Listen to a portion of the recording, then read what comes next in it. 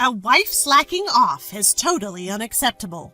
If you're gonna take it easy, then just leave. Half joking, my mother-in-law poured beer over my head. Droplets of beer trickled down from my hair. In that moment, glaring at mother-in-law, I decided it was time to leave this place. My name is Emerson. I live with my husband Derek and our 10-year-old daughter Sandy.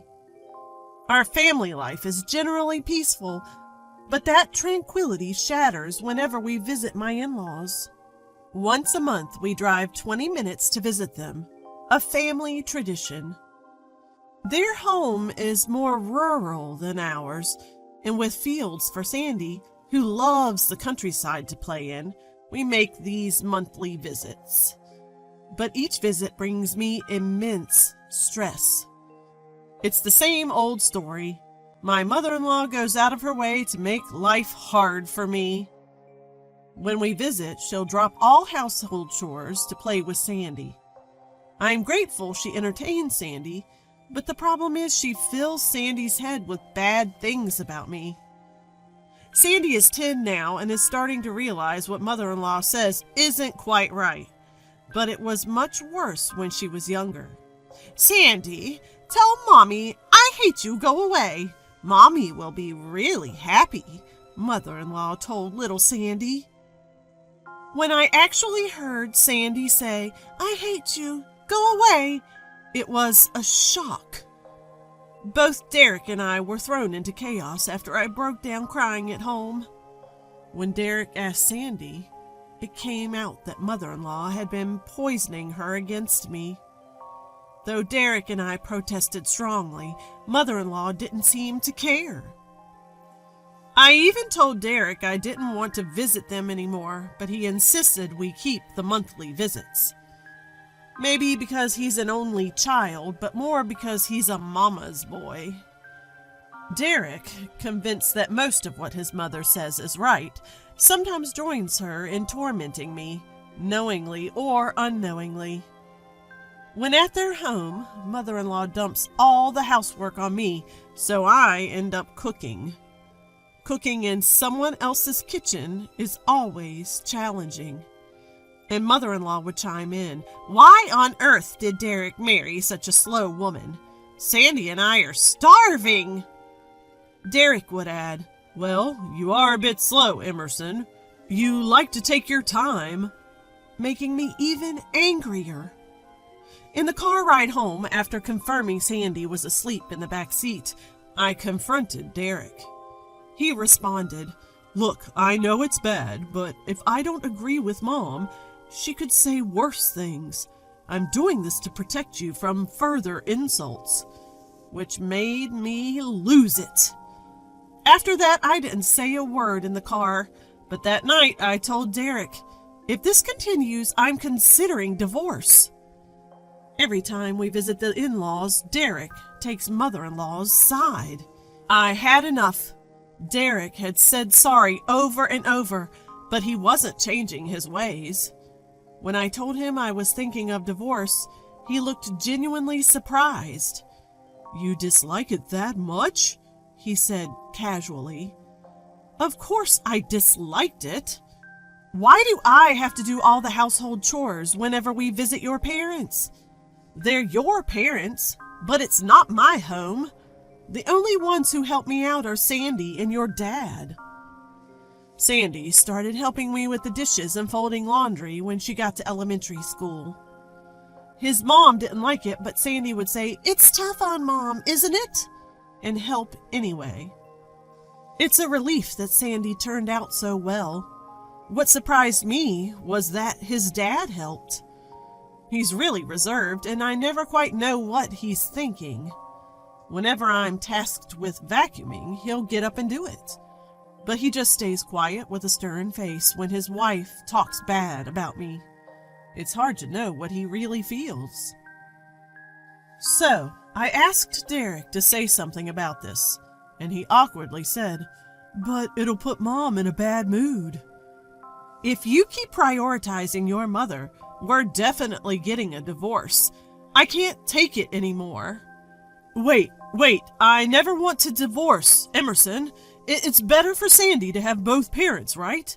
Please reconsider. Maybe you should be the one to reconsider. Who's more important, me or your mother? When I stared at Derek, he answered with a troubled voice. You and Sandy are the most important. After some thought, he broke the silence. Okay. I won't side with Mom anymore. I'll protect you, Emerson. Just give me a chance. I replied, I promise. I don't really want a divorce either, but I can't live with a husband who just watches his mom harass me. If he stops siding with her, I have no complaints about the rest of our married life. Soon enough, it was time to visit his parents again. This time, they're hosting a barbecue in the yard. Looking forward to it, Sandy? Wow, really? I love barbecue! Both Derek and Sandy were overjoyed. I get it for Sandy, she's a kid. But as for Derek, well, he's clearly enjoying himself because he's not the one doing the work. They have a barbecue every year, and I'm the one responsible for everything from setup to cooking. His dad helps, but it's mentally draining working alone with him. And then his mom will complain that the meat is overcooked and tough.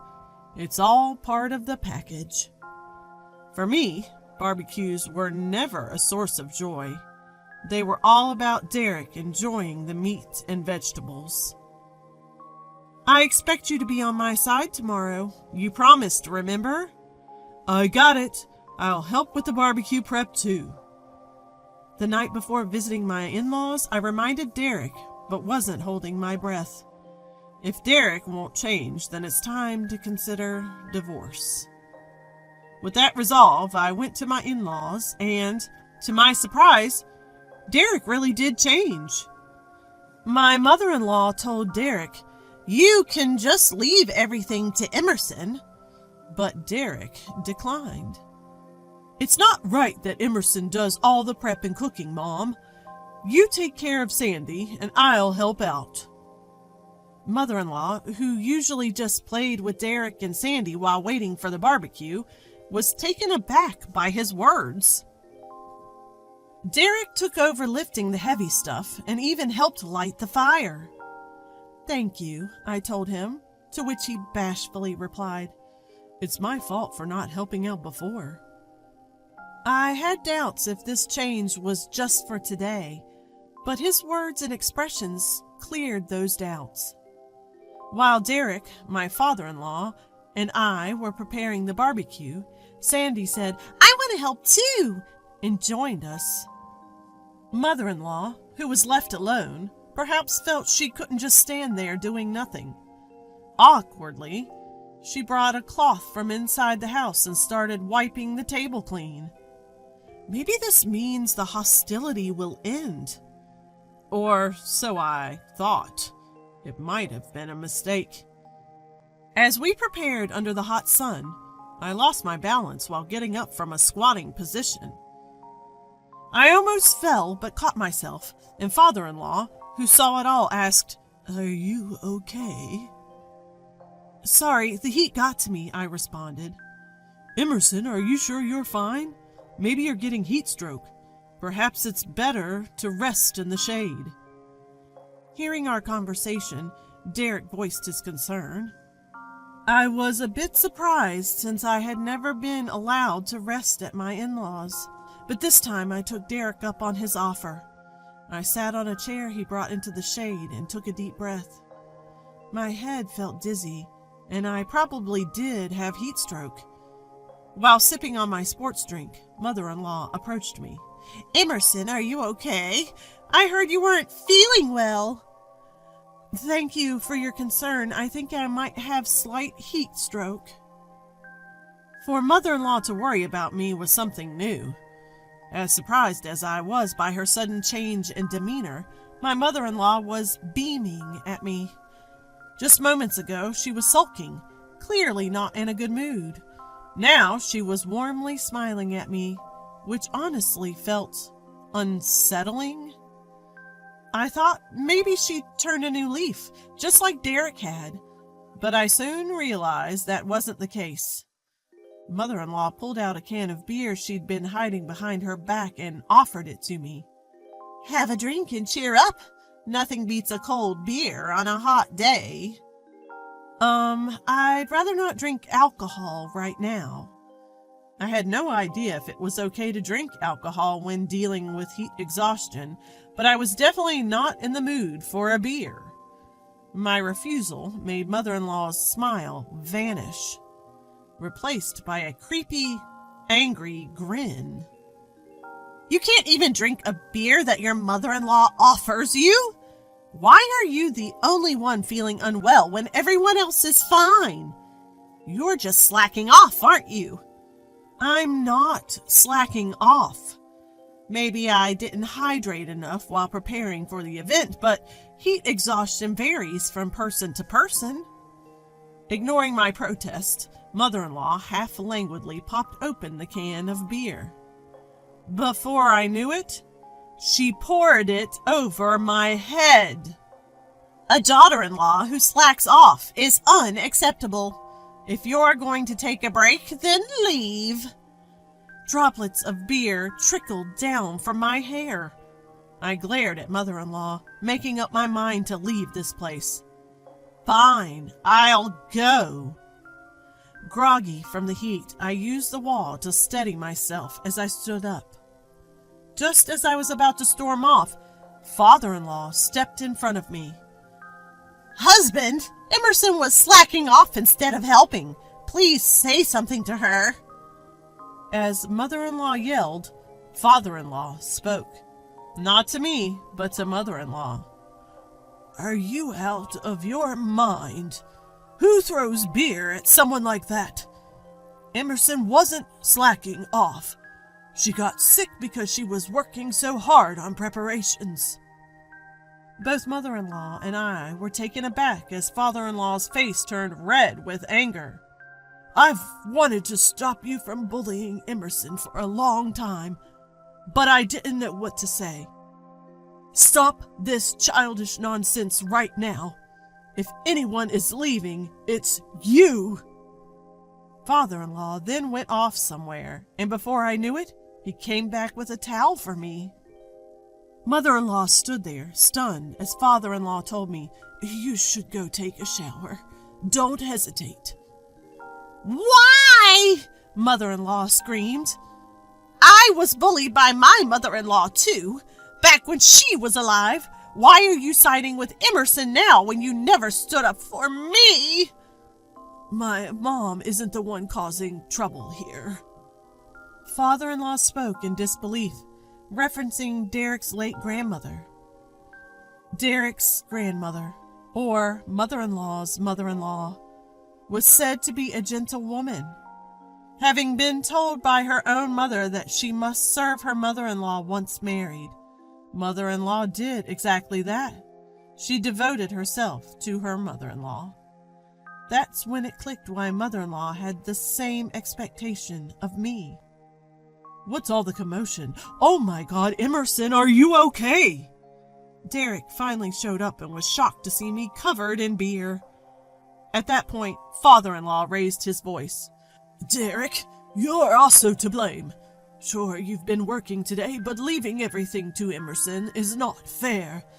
You've even sided with your mom to put Emerson down before. Protect your wife like a husband should." Yes, sir." Derek seemed stunned by his father's words, but quickly snapped out of it and took me to the bathroom to clean up. Since I hadn't brought a change of clothes, I borrowed one of Derek's old t-shirts and shorts. Still stunned about his father's outburst, Derek mumbled, I've never seen Dad talk so much." After showering and changing, I returned to the yard to find my in-laws grilling meat for the barbecue. Noticing my return, Father-in-law told Mother-in-law, "You need to apologize properly." Mother-in-law grudgingly said, "I'm sorry." Father-in-law also apologized to me. Although he struggled to find the right words, he said he had his share of responsibility for letting the harassment continue, and he seemed genuinely remorseful. I had thought father-in-law was a tough nut to crack, but he was actually concerned about me all along. While I was thanking father-in-law, mother-in-law handed me a plate of grilled meat and veggies. Just sit down for today. Heat stroke is no joke. If you're not feeling well, feel free to go inside and cool down. I was surprised by mother-in-law's kind words, but quietly replied, "Thank you." I suppose mother-in-law had her own hardships when she was younger. Maybe that's why she assumed that mistreatment was a given, and it took father-in-law to break down that barrier. From that point on, mother-in-law became very kind to me and even lent me a dress she wore when she was younger. "This might not be the latest style, but wear this for your ride home." "This is super cute. Thank you." Mother-in-law gave me a gentle smile when I expressed joy at the retro-styled dress. Seeing that smile made me think that I could get along with mother-in-law from now on. My premonition was spot on. Ever since the barbecue incident, mother-in-law stopped mistreating me, and we've been able to live a peaceful life with the in-laws.